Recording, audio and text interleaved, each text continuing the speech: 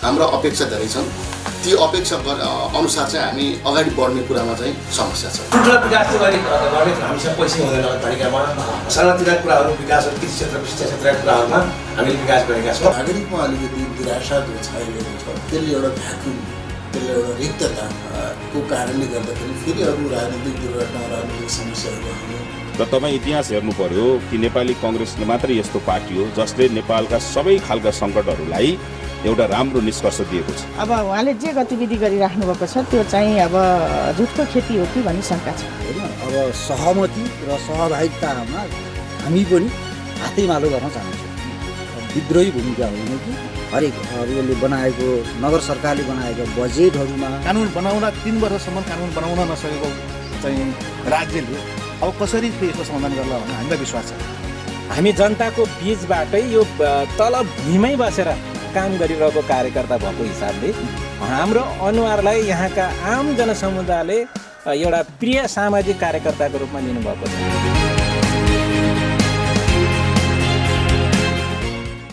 आदरणीय दर्शकहरू नमस्कार। तपाईँ हेर्दै हुनुहुन्छ गोल्डन आई टेलिभिजनको प्रस्तुति मफसल राजनीतिक विशेष हेर्दै हुनुहुन्छ। म देवेन्द्र तपाईँको साथमा छु।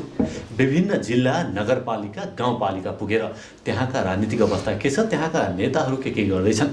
पछिल्लो समय राजनीतिले देश नै तातेको अवस्था छ, तर स्थानीय स्तरमा विकासका कुरा र विकासका गति कसरी अगाडि बढ्दैछन् यी कुराकानी गर्ने गर्दछौँ। स्याङ्जाको भिरकोट नगरपालिका आइपुगेका छौँ र यहाँका मेयर साहबसँगको कुराकानी म यहाँ समक्ष जोड्न चाहन्छु। के कसरी विकास हुँदैछ म स्वागत गर्न चाहन्छु छायाराम खनालजीलाई। स्वागत छ यहाँलाई। धन्यवाद। नमस्कार। आराम हुनुहुन्छ? ठिक छ। नगरपालिका आराम छ नि? ठिक छ, राम्ररी चलिरहेको छ। के हुँदैछ विकास के गर्दै हुनुहुन्छ?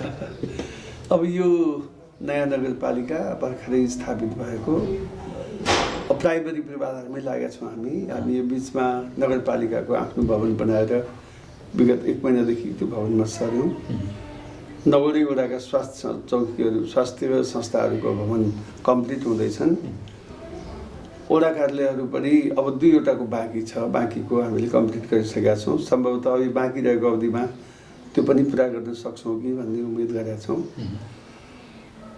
यातायातको कुरा हो, गाउँमा अहिले सबभन्दा बढी महत्त्वपूर्ण देखिएको त्यसलाई स्तरीकरण गर्नेमा गएका छौँ। हाम्रो पहुँचले पक्की नै बनाइहाल्नलाई अलिक गाह्रो भएको छ प्राइमर काम गर्नुपर्दा। फोहोर मैला व्यवस्थापन केन्द्र र त्यो सँगसँगै पार्क र तलाउ समेतको व्यवस्था गरेर एउटा सुन्दर गन्तव्य स्थान फोहोर मैला व्यवस्थापन गर्ने त सुन्दर गन्तव्य स्थान हुने गरी हामीले अहिले काम गरिरहेछौँ। त्यो 2-3 महिनामा कम्प्लिट हुन्छ। एउटा हामी कहाँ 5 किलोमिटर त हामी गयौँ, अझै अन्त्य पत्ता नलागेको ठुलो गुफा छ। त्यसको लागि पनि हामीले 6-7 करोड रुपियाँ खर्च गरेर त्यहाँ पार्कहरू बनाइरहेछौँ। र अब त्यो भूगर्भ शास्त्रीहरूद्वारा भित्रको अध्ययन गरेर मात्रै त्यसलाई प्रयोगमा ल्याउने भनेर अहिले एउटा टिम यो त्रिभुवन विश्वविद्यालयको भूगर्भ विभागले टिमले अब काम गर्दैछ। उहाँहरू आउँदै हुनुहुन्छ, हामी त्यसरी गइरहेछौँ। आदि खोला हाम्रो वरदान हो। यसले आफ्नो गति लिँदाखेरिमा आसपासमा नोक्सान पुर्याएको छ। त यहाँ सम्पत्ति पनि छ, थुप्रै गिटी बालुवाहरू छ, ओभर ब्याङ्क भएर बसेको छ। विकासका थुप्रै कुरा भनिसक्नुभयो, थुप्रै कुरा पनि राख्नुभयो। यो साँच्चै भन्नुपर्दाखेरि यी विकासका कार्य गर्दाखेरि तपाईँले केन्द्रको राजनीतिले त्यस्तो प्रभाव पारेन अथवा चाहिँ त्यसले चाहिँ अप्ठ्यारो पार्यो कि पारेन? त्यो सिर्जना भयो कि भएन? अब मलाई त कसैको राजनीतिले अप्ठ्यारो पार्दैन, तर त्यो केन्द्रको अहिलेको सङ्घ र प्रदेशले गर्नुपर्ने जति सहयोग गरेका छैन हामीलाई। त्यसरी भन्नुभयो भने अरू प्रभाव त के पार्न सक्छ? हामीले के गर्दै भए तपाईँलाई थप जोस जाँगर आउँथ्यो अथवा विकासका गतिहरू तीव्र गतिले तपाईँ दौडाउनुहुन्थ्यो? पहिलो त मुलुकभरि नै यस्तै होला भन्ने लाग्छ मलाई, हाम्रो मात्रै नहोला। अहिले सङ्घ प्रदेश र स्थानीय तह बिचको अरू समन्वय छ। यो विकासको क्रममा च्यानल बन्न सकेका छैन, अलग अलग देखिन खोजे जस्तो भएको छ। त्यो मात्रै भइदिएको भए पनि धेरै राम्रो हुन्थ्यो। न हामी प्लानिङमा हामीलाई जिम्मा हाम्रो भरोसा गर्ने, हामीले बनाएर राखेको योजनामा पनि समेट्न प्रदेश र सङ्घले नचाहने, उनीहरूले दिएको र गर्न खोजेको काममा पनि हामीलाई जोड्न नखोज्ने, कता कता अप्ठ्यारो गरे जस्तो उनीहरूबाट देखिन्छ। हामीलाई त्यस्तो अप्ठ्यारो किन हुन्न भने हामीलाई प्राप्त भएको बजेट हाम्रो आफ्नो अधिकार क्षेत्रभित्र काम गर्नुको निमित्त र राज्यको पोलिसीबाट आउने रकम ती कसैले रोकिँदैन। हामी पोलिसीभित्र कहीँ पनि हामी पछाडि पर्दैनौँ। सोर्सबाट काम गर्ने, कसैको निगरानीबाट काम गर्ने कुरामा थोरै विभेद देखाएको जस्तो हामी देखेका छौँ। तर हाम्रो काममा बाधा छैन। हामीले जति काम गरिरहेछौँ हामीले नीतिको आधारमा गर्छौँ। स्थानीय तहलाई भएको अधिकार क्षेत्रभित्र रहेर हामीले काम गर्छौँ। हामी प्लान बनाएर काम गरेका छौँ। अझै कतिपय क्षेत्रमा प्लान बनाउनु बाँकी छ, किनभने बिना प्लान भनेको पहिचान हो। समस्याको पहिचान नभइकन समस्या समाधान हुँदैन। त्यसैले हामी प्लानिङमा लागिरहेछौँ। अझै पनि 3-4वटा प्लानिङमा हामी जाँदैछौँ। पक्कै पनि विकासका कुराकानी म यहाँ समक्ष पुनः जोड्न चाहन्छु, पुरानै कुरामा म फर्किन चाहन्छु। हाम्रो भिरकोट नगरपालिकामा महिलाहरूको आर्थिक राजनीतिक अवस्था कस्तो छ, कसरी उहाँलाई चाहिँ तपाईँले विकासमा सक्रियता गराउनु भएको छ, अनि कसरी महिलाहरूको सहभागिताको कुरा तपाईँले गर्दा राजनीतिक सक्रियता र सामाजिक सक्रियता दुईवटा कुरा हो। त्यो राम्रै छ, त्यति कमजोर छैन। तर उहाँहरू अझै लयमा हुनुहुन्न। अब अहिलेको अवस्था सामुदायिक भवन एउटा बनाउने जस्ता कामहरू अलिकति समूह बनेर काम गर्ने कुरामा त अगाडि लाग्नु भएको पाइन्छ। सामाजिक विकासको चेतनामा पूर्ण रूपमा अझै जोडिन नसकेको, उहाँहरूले अझै अन्यल भएको, यो हाम्रो जिम्मेवारी हो, हामी पनि जिम्मेवार बन्छौँ, हामीबाट पनि काम हुन्छ भन्ने गरी लाग्ने एउटा कुरा हो। हामीले राखेका योजनाहरूमा प्लानमा सहभागिता त राम्रो पाएका छौँ हामीले। अझै उहाँहरूले स्वयं अघि बढ्ने खालको जुन चेतना हुनुपर्ने हो त्यो अलिक कमी हो कि त्यो चेतनाको विकास गर्ने अथवा चाहिँ त्यो चेतना स्तर माथि उकास्ने यो पार्टीहरूको राजनीतिक दलहरूको चाहिँ जिम्मेवारी हो कि अथवा चाहिँ तपाईँ एउटा नगर प्रमुख भएको हैसियतले त्यो विश्लेषण गर्नुहोस्, व्याख्या गर्नुहोस्। के आइएनजिओ एनजिओ सामाजिक सङ्घ संस्थाले गर्ने हो कि त्यो जिम्मेवारी हो कि कसको जिम्मेवारी? आखिर किन मान्छे अथवा दलहरू अथवा चाहिँ जिम्मेवार व्यक्तिहरू किन पछाडि पर्दैछन्? पहिले त यसको जिम्मेवार हामी हो भन्छु। नगरपालिका हो, राज्य नै हुनुपर्ने हो। आखिर मान्छेको सहभागिता बन्न र सक्रिय बन्नको निमित्त अवसर दिनुपर्छ। उनीहरूले चाहे जसरी अवसर दिन हामीले जानेनौँ कि उनीहरूलाई मूल प्रवाहमा ल्याउनु पर्ने जुन आवश्यकता हो त्यो मूल प्रवाहमा उहाँहरूको संलग्नता गर्न सकिएन कि भन्ने एउटा प्रश्न हो। दोस्रो प्रश्न महिलाहरूको समयको पनि कुरा हो। प्रायः पुरुषहरू घरमा हुँदैनन्, परिवार चलाउने कुरा हुन्छ जिम्मेवारीमा। जो अलिकति टाठो हुनुहुन्छ, पढे लेखेको हुनुहुन्छ, कोही जागिरमा हुनुहोला, तपाईँ व्यवसायमा हुनुहोला, आफ्ना आफ्ना कुराले पनि समय नपुगेर महिलाहरूको के छ भने कामको मूल्याङ्कन हुँदैन। बिहान छिटो उठ्ने पनि महिला, बेलुका अबेरसम्म काम गर्ने पनि महिला गाउँमा। उहाँहरूसँग समयकै अभाव छ। त्यसले गर्दा सामाजिक सोच र सामाजिक संलग्नतामा उहाँहरूले समय दिन नसकेको पनि एउटा हाम्रो परिवेशको कारण हो, मलाई त्यो लाग्छ।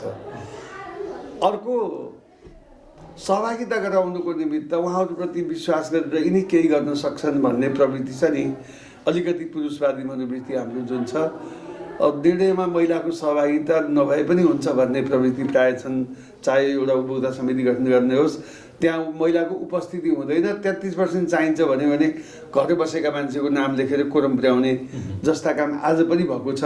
प्राथमिकता दिएर तपाईँहरूको सफलता हुनैपर्छ भन्ने गरी अलिकति समाजले पनि जोड दिएको पाइँदैन। हामीले टोल विकास समितिहरू बनाएका छौँ, विभिन्न पावर समूहहरू छन्। ती सबै मार्फत गर्दा पनि उहाँहरूको अझै पूर्ण संलग्नता देखिँदैन। अहिले हामी कहाँ 52 जना त महिला स्वयंसेविका हुनुहुन्छ। थोरै सचेत वर्गको रूपमा र समाजमा संलग्नहरू हो। उहाँहरूको भरि अहिले राम्रो सक्रियता छ। उहाँहरूकै माध्यमबाट हामीले यो महिला स्वास्थ्य समूह आदिमा सक्रियता बढाउने काम अहिले गरिरहेछौँ। त्यो सक्रियता बढेको छ।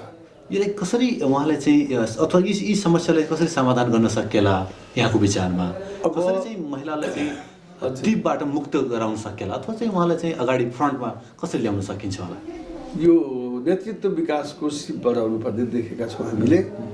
अब हामीसँगै निर्वाचित मैले थोरै जोड्न चाहे मेयर साहब, नगरपालिकाले नेतृत्व विकासका लागि भने पनि बजेट छुट्याउनु गर्छ है मेयर साहब? हामीले महिलाहरूको लागि भनेर अलग पनि पैसा राख्छौँ, नेतृत्व विकास भनेर पनि राखिरहेका छौँ।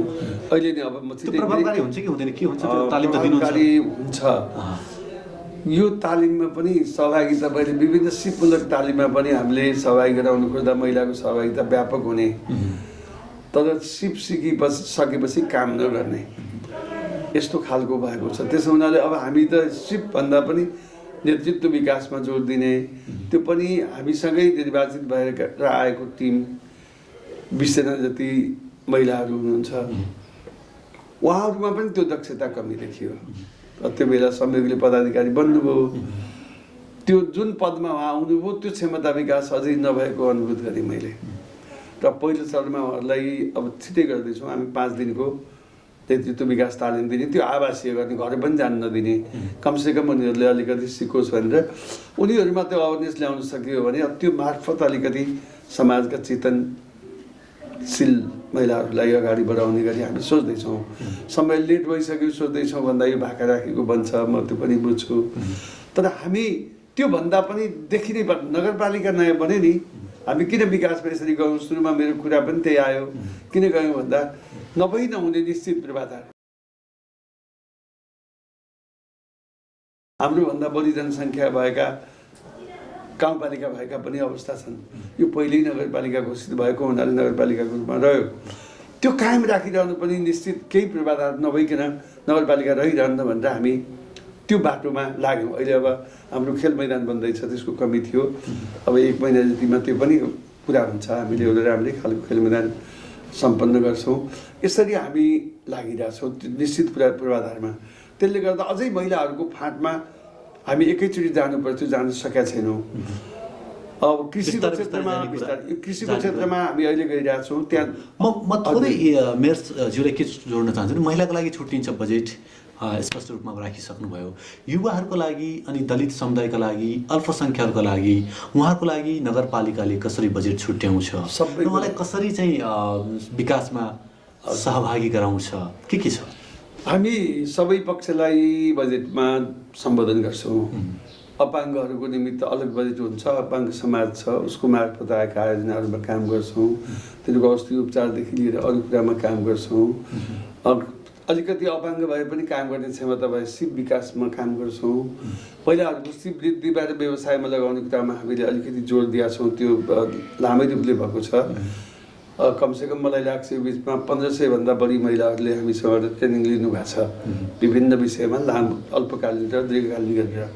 कतिले त्यसबाट व्यवसाय पनि गर्नुभएको छ, कृषिमा पनि संलग्न हुनुभएको छ। हामीले आइपिएम पाठशालाहरू चलाएका छौँ, त्यो पाठशालामा पनि महिलाहरूकै संलग्नता बढी छ, त्यसले पनि नेतृत्वको विकास गरेको छ। अहिले गाउँमा जाँदा यसो सभा समारोह भए उठेर बोल भन्ने खालको मान्छे त बनाएका छौँ, त्यो केही भएको छैन भन्ने होइन, धेरै भएको छ तर पुगेको छैन। त्यो क्षेत्रलाई अझ बढी सचेत बनाउनु छ, धेरै किसिमले सचेत बनाउनु छ। आर्थिक उन्नति गर्नुपर्ने छ, आर्थिक हिसाबले पनि उनीहरूलाई आत्मनिर्भरताका कुराहरू एकदम त्यो सब कुरामा हामीले अगाडि लानु छ। त्योतर्फ हामी त्यही कारणले व्यावसायिक बनाउनलाई अब हामी कमसेकम प्रत्येक घरमा गरेसवारी होस्, हरेक मान्छेले आफ्नो लागि पुग्ने सागसब्जी बनाओस्, त्यो त आखिर महिलाले संलग्नता गर्ने हो र हरेक व्यवसायमा इम्पावर गर्ने गरी हामी लागिरहेछौँ। अब यो वर्षदेखि हामी कृषिमा विशेष जोड दिएर धेरैको संलग्नता कृषिमा हुने हुनाले हामी त्यसमा पनि लागिरहेछौँ। मेयरज्यू मलाई जान्न मन लाग्यो, कति महिला हिंसाहरूका केसहरू तपाईँ कहाँ पुग्छन् कि पुग्दैन, के छ नगरपालिकामा? तपाईँलाई आउँछ त्यस्ता कुराहरू? आउँछन् किन नआउने? यहाँ त एउटा मन परेन अर्को श्रीमती ल्याउने, त्यसलाई मेरो हुँदै होइन भन्ने, उसलाई नागरिकता सुधार नदिने होइन, ओडाले पनि नागरिकता नदिने सिफारिस त्यसलाई म स्वास्थ्य स्वीकार दिन भन्नेदेखि लिएर रक्सी खाएर कुट्ने जस्ता कुरा होइन। महिलालाई त खेलौना बनाउने खालको विषय छ नि त, कहाँ महिलालाई समान अस्तित्वको हो भन्ने कहाँ छ? त्यो तर थोरै छ हामी कहाँ, अन्यत्रको अनुपातमा हामी कहाँ त्यो कम छ त छ। त्यसलाई हामीले धेरै न्यून गरेका छौँ। फेरि हामीले विगत 2 वर्षदेखि बालमिति स्थानीय शासन लागू गर्ने भनेर लाग्यो। हामी 75 साल पुस 9 र 10 गते एउटा भेला गरेर 120 जना जति थियौँ हामी यहाँका सरकारवाला राखेर। त्यो बेलाले 1 वर्षभित्रै बालमिति नगरपालिका घोषणा गर्ने भनेपछि हामी त्यसले खोजेका सूचकहरू खोज्न गयौँ। त्यो खोज्न गएपछि यिनै कुराहरू हामीसँग देखिन्छ। गर्भावस्थादेखि महिलाहरूको रेखदेख गर्ने, गर्भ जाँचका कुरा नियमित गराउने, खोपका कुरा नियमित गराउने, बच्चा जन्मेपछि स्तनपानका कुरा, महिला हिंसाका कुरा, यी सबै कुराहरू त्योसँग जोडिने, घर घरसँग व्यक्ति व्यक्तिसँग हामी पुग्यौँ र त्यसमा अहिले त बालबालिका हाम्रो सूचनाका केन्द्र बने कार्यक्रम पनि ल्याउनु भएको छ तपाईँले। त्यो अब 22 गते हाम्रो घोषणा हुँदैछ बालमैत्री। त्यसले जाँदाखेरिमा हामीले महिला हिंसामा धेरै ठुलो कमी ल्याउन हामी सक्यौँ। अहिले त हाम्रोमा तोकेको समयभन्दा बाहिर रक्सी पनि बेच्न पाइँदैन। 18 वर्ष मुनिका बालबालिकालाई त रक्सी, चुरोट, खैनी, सुर्ती केही पनि बेचबिखन ओसार प्रसार गर्न पाइँदैन। त्यो गर्यो भने जसले गर्छ उसलाई हामी दण्डित गर्छौँ। ओडाले आफू तोकेको छ। बजार क्षेत्रमा समेत रक्सी बेच्ने समय तोकेको छ। अहिले पनि खुल्ला टेबलमा बसेर दिउँसोमा रक्सी खायो भने त्यो मान्छेलाई हामी कारवाही गर्छौँ। अब दिउँसै रक्सी खाएर हल्लिने मान्छेहरू भनेको बेला रक्सी नपाएपछि लत छुटेको पनि करिब अवस्था आएको छ। हामी यसरी गएको छौँ। मेयरजी बालमैत्री कुरा एकैछिनमा गर्नेछु। म दलितको कुरा अघि मैले त्यतिकै राखेँ, दलित र अल्पसङ्ख्यकका कुरा पनि राखेको थिएँ मैले। के छ दलितको छुवाछुत हुने यो के छ अवस्था, अथवा चाहिँ त्यो न्यूनी भइसक्यो कि न्यूनीकरण भइसक्यो कि उहाँहरूको अवस्था त्यही छ कि, अथवा चाहिँ विकासका आधारमा कसरी ल्याउनु भएको छ उहाँहरूले चाहिँ त्यो समुदायलाई कसरी हेर्नु भएको छ तपाईँले? यस्तो छ, परिवारभित्र अझै पनि घर परिवारको क्षेत्रमा छुवाछुतको सङ्केत कताकति छ नै जस्तो लाग्छ दुवै थरीले। अब दलितहरूले पनि अर्को घरमा सहज प्रवेश नगर्ने, हिजोको परम्परा जस्तै हिसाबले बस्ने, अरूले पनि त्यसलाई तै भित्रै आयो हुन्थ्यो भन्ने हिसाबले नलाने गरेको त्यो व्यक्तिगत घरभित्रको कुरा अझै बाँकी छ जस्तो लाग्छ। अब पहिला छिटो समेतको कुरा थियो। अब मेरै कुरा गर्नुहुन्छ भने म स्कुल पढेर घर जाँदा घरबाट पानीको छिटा लिएर भित्र बस्नु पर्थ्यो होइन, बुवा आमाले त्यसो गर्नुहुन्थ्यो। त मैले त मेरो छोराछोरीलाई गरिनँ। यसरी सामाजिक रूपमा सार्वजनिक स्थलमा कुनै विभेद छैन। सार्वजनिक स्थलमा जातीय विभेदको कुरा हामी कहाँ छैन नै भन्दा हुन्छ। अन्त नै भएको छ, त्यो अन्त नै भएको छ। अब व्यक्तिगत र पारिवारिक व्यक्तिगत रूपले त्यो अझ घटेको छ। केले त्यो न्यूनीकरण हुन सक्छ जस्तो लाग्छ तपाईँले? शिक्षाको न्यूनीकरणका कुरा दुईटा किसिमले हुन्छ। चेतना मात्रैले हुन्न, क्षमता पनि वृद्धि हुनुपर्छ होइन। यो जातीय विभेदका कुराहरू सुरुदेखि हेर्दाखेरि व्यावसायिकताका कुरा, अरू धेरै कुराहरू छन् त्योसँग जोडिएका। त्यसका कारणले यो देखिएको हुन्छ होइन भने यो धार्मिक हिसाबले अरू कुनै पनि हिसाबले जातीय विभेद हाम्रो कुनै संस्कृति संस्कारमा देखिँदैन, पाइँदैन। अब त्यसलाई कसरी व्यवहारमा सुरु भयो त्यो इतिहासको विषय हो। हामीले अहिले कल्पना गरेर भन्दा पनि अब व्यक्तिको चेतना र क्षमताको स्तर बढ्नुपर्छ। शैक्षिक अवस्था अबको वर्ग भनेको व्यावसायिक वर्ग हुन्छ कि, इन्जिनियरको वर्ग हुन्छ, डक्टरको वर्ग हुन्छ, पाइलटको वर्ग हुन्छ, शिक्षकको वर्ग हुन्छ, उद्यमीको वर्ग हुन्छ। यसरी वर्ग हुने हो। अब यो जातीय कुरा पनि रहँदैन र यी छुवाछुत पनि त्यो अन्त्य हुन्छ, सबै अन्त्य हुन्छन्। त इम्पावर चाहिँ हुनुपर्छ। स्वयं उहाँहरूले त्यो वर्गले पनि आफूलाई हिम्मत गरेर अघि आउनुपर्छ। कति साहस नगरिकन त खोला पनि तरिँदैन। त्यो हिम्मत त उहाँहरूले पनि गर्नुपर्छ। समाजले त्यसरी अवसरै दिएन र वञ्चितमा छन् भन्ने कुरा हामी कहाँ न्यून छ। कमसेकम यसको मैले बुझेको कारण त एउटा सिद्धार्थ राजमार्ग हो, दोस्रो विद्यालयहरू हो। जब विद्यालयहरू स्थापना भए सबैले एकै ठाउँ पढ्ने भएपछि त्यहाँबाट सुरु भयो। अर्को सिद्धार्थ राजमार्ग जब बन्यो एउटा अन्तर्राष्ट्रिय सम्बन्धसँग पनि जोडिने खालको यातायातले विकसित गराइदियो र मान्छेमा सभ्यताको विकास पनि अरू थप भयो। त्यसको कारणले होला हामी कहाँ ती चिजहरू छन् तर धेरै न्यून छन्। अन्यत्रको अनुपातमा हेर्दा हामी कहाँ छैन नै भने पनि हुन्छ, तर असाध्यै कम छ। न्यूनीकरण हुँदै जान्छ। हजुर, त्यसरी पीडित भए म दलित भएको कारणले हेपिएँ भन्ने आवाज हामीले असाध्यै बरु घरकै परिवारसँग पीडित भएको कुरा आउँछ। त्यो जातीय रूपमा जो भए पनि जातीय विभेदले दुःख पायौँ भन्ने कुरा अति कम आउँछ। अथवा यो हाम्रो नगरपालिकामा छैन, हामी कहाँ कम छ। ओके, म थोरै बालमैत्री कुराकानी जोड्न चाहन्छु। के अथवा यो भित्र के हुने भयो? बालमैत्री कार्यक्रम भने के मेरो साहबले के ल्याउनु खोज्यो यो चाहिँ स्पष्ट पारिदिनुहोस्। यो बालमैत्रीको मेरो बुझाइ र मेरो अर्थमा के हो भने बालबालिकाहरूलाई अवसर दिने कुरा हो। बालबालिकालाई अवसर दिनु भएन भने बालबालिकाहरूको विकास हुँदैन। तपाईँले एउटा कुरा सम्झनाको लागि भनौँ, यदि कुनै बच्चा जन्मिन्छ जन्मिएपछि उसँग कोही पनि नबोल्नुहोस्, त्यसले बोल्नै जान्दैन। त्यसो कोही पनि बोलिदिनु भयो भने बोली पनि त त्यहाँ सिक्ने हो। आमाबाट सिक्छ, पहिला बाबुबाट सिक्छ, परिवारबाट सिक्छ। जब त्यो कुरा सिक्छ उसले आफूलाई त्यसरी विकास गर्दै जान्छ बिस्तारै। त तपाईँ हामी पनि त्यसरी नै बढेको हो। हामीले जे जति सम्झनामा रहेको आफ्नै सम्झ्यौँ न। त्यसैले मलाई किन यो कुरा खर्किन्छ भन्दा म त अलिक सानो उमेरको टुरो मान्छे हो।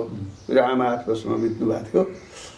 त्यो कारणले 15-16 वर्षसम्मको अवस्था भनेको म त्यो परिवारको समाजको अवहेलित मान्छेको रूपमा थिएँ। त्यो मलाई आज पनि सम्झना छ। त्यही कारणले मलाई इगो भयो। त्यो प्रेरणा हुनसक्छ, म त्यसरी लागेँ। त मेरो कुरा भन्दा म समाजसँग बढी जोडिन खोजेँ र पहिचान पनि बनाएँ मैले आफ्नो हिसाबले, त्यसरी लागेँ। त त्यसले मलाई मार्ग निर्दिष्ट गरे हो। म के चाहने हो भने मैले जुन बाल्यकालमा पाउनुपर्ने अवसर प्राप्त गरिनँ, नपाउँदा मैले आफूलाई जुन ठाउँसम्म पुगाउने सक्ने रहेछु त्यो सम्भव भएन भन्ने आज पनि देखाएको छु मैले।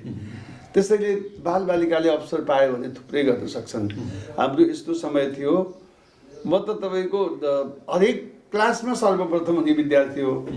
म त्यही हिसाबले पढिरहनु पाएको भएदेखि अरू धेरै के अरे शिक्षित ज्ञानी मान्छे बन्थ्यो होला। त त्यो पाइनँ, त्यो अवसर नपाएको कुराले मलाई कस्तो छ भने म त्यही कारणले मेरो सन्तानलाई र अरू पनि कसैले, चाहे त्यो गरिब होस्, दलित होस्, जोसुकै होस्, हामीले सानो मद्दत गरेर उसले अवसर लिन पाउँछ भने त्यसलाई दिनुपर्छ भन्ने चेतनाले अगाडि लाग्यो हो। समग्र रूपमा भिरकोट नगरपालिकाका बालबालिकाहरू अवसरबाट वञ्चित नहुन् यसका लागि चाहिँ बालमैत्री एक कार्यक्रम ल्याउनु भएको छ। उनीहरूलाई बालमैत्रीका 4वटा सूत्रहरू छन्: बाल बचाओ, बाल विकास, बाल संरक्षण र बाल सहभागिता। यो 4वटा सिद्धान्तहरूको त्यो 4 सिद्धान्तभित्र 39वटा सूत्रहरू बनाएको छ राज्यले। त्यो सूत्रहरू पुरा भएपछि बालमैत्री भन्ने आधार बनाइएको छ। त्यो सूत्र बालबालिकासँग मात्रै होइन, टोटल समाजसँग जोडिन्छ। समाजको वातावरण सबै बालबालिकालाई अनुकूल हुनुपर्छ। बाल श्रम अन्त्य हुनुपर्छ। 18 वर्ष मुनिकोलाई बाल श्रममा लगाउन पाइँदैन, हामी त्यो गर्न दिँदैनौँ। बाल विवाहको अन्त्य गर्ने कुरा हामी यो बिचमा पनि 15-20 वटा विवाह यो 2 वर्षको बिचमा हामीले देख्यौँ। बालबालिकालाई राखेर सम्झायौँ। 8वटा जोडीलाई त मैले आफैले कुरा गरेपछि उनीहरू आफू फेरि विद्यालय पढ्न गए, उमेर पुगेपछि बिहा गर्ने, उनीहरूको बिहा गराइदिने र उमेर पुगेपछि गर्ने समझदारी गऱ्यौँ। 2-3टा परिवार भागे, त्यो यहाँबाटै बाहिर गए, फर्केका पनि छैनन्। नत्र हामी त्यो बाल विवाहलाई अहिले गर्न पाइँदैन भन्ने सन्देश सबैसँग पुगेको छ। हामी अहिले रोक्न सफल भएको छौँ। त्यो हिसाबले हामी गयौँ। खोपका कुराहरू भइरहेछन्, महिलाहरूको गर्भ जाँचका कुरा हामी त्यहाँबाट सुरु गरेका छैनौँ। हामी बच्चा गर्भमा आउनेदेखिबाट हामी सुरु गरेका छौँ। अहिले आमाको गर्भमा बच्चा आएपछि उनले 3 देखि 4 महिनामा पहिलो गर्भ जाँच गर्नुहुन्छ। गर्भ जाँच गर्न गएको दिनदेखि नगरपालिकाले नै स्वास्थ्य टिम पठाउँछ। होइन, उहाँहरू स्वास्थ्य संस्थामा आउनुहुन्छ, स्वयंसेविकासँगको सम्पर्कमा आएपछि त्यही दिनबाट हामी दिनको एउटा अन्डा दिन्छौँ बच्चा नजन्मिने बेलासम्म। उनीहरूलाई त्यो गर्भ जाँच गर्न आउने नियमितताको लागि स्वास्थ्य संस्थामा आउँछ। त्यो दिने 1 महिनाको लागि अन्डा दिन्छौँ हामी। फेरि 1 महिनापछि ऊ जाँच गर्न आउँछ, अनि उसलाई अर्को 1 महिनाको लागि दिनको एउटा अन्डा दिन्छौँ हामी। हजुर, खाद्यान्न कुराहरू चाहिँ यो केही आमा बच्चाहरू मैले कुपोषित पाएँ। त्यो कुपोषित पाएको हुनाले त्यसलाई कसरी पोषणयुक्त बनाउन सकिन्छ भनेपछि दैनिक आफ्नो खाना त खाइरहेछ नि। त्यो माथि एउटा अन्डा थपिँदा पनि ठुलो कुरा हुँदैछ। अहिले बच्चाको तौल पुरा भएको जन्मेको पाइएको छ। आमाहरू पनि कमजोर नभएको, त्यसले राम्रै सपोर्ट गरेको अनुभव गरेका छौँ। हामी 3 वर्षदेखि त्यो गरिरहेको छौँ। सायद यो हामी नै होला मुलुकभरि अरूले त्यसो गरेको छ जस्तो लाग्दैन। पछि कता ढक्कलले 1-2टा वडामा के कुरा सुनेको छु। अब म के देख्छु, कहिले उपप्रमुखले कहिले प्रमुखले कुखुरा हालेर सुत्केतलाई दिएको भनेर फोटो हालेको पनि देख्छु। त्यो एकछिनको ढोगी नै कुरा भयो होइन। हामी नियमित सक्ने चाहिँ एउटा कार्यहरू गर्नु पर्छ। हामी नियमित मेयरज्यू, म थोरै कुरा आर्थिक विकासका कुरा राख्न चाहन्छु यहाँसम्म चाहिँ। के छ भिरकोटको आर्थिक अवस्था अथवा चाहिँ यहाँका विकासको मूलधार चाहिँ के हो, कसरी विकास हुन्छ, के व्यवसायहरू यो भन्दाखेरि मान्छेहरू झस्किन्छ, अप्ठ्यारो हुन्छ। तथ्याङ्कले के देखाउँछ भने भिरकोट नगरपालिका मुलुकको त अरू सबैको थाहा छैन मलाई, स्याङ्जा जिल्लाको सम्पन्नहरूको हाराहारीमा पर्दो रहेछ। विपन्नहरूको सङ्ख्या असाध्यै कम छ। हामीले गरिबीको रेखामुनिको आकलन गर्दाखेरि त्यही 5% मात्रै भएको आयो। हामीले यो प्लानिङ गर्नको लागि निकै तथ्याङ्क लिएर छलफल गऱ्यौँ, बहस गऱ्यौँ र खोजी गऱ्यौँ। अब त्यो 5% मात्रै गरिबीको रेखामुनिको मान्छे देखिन्छ।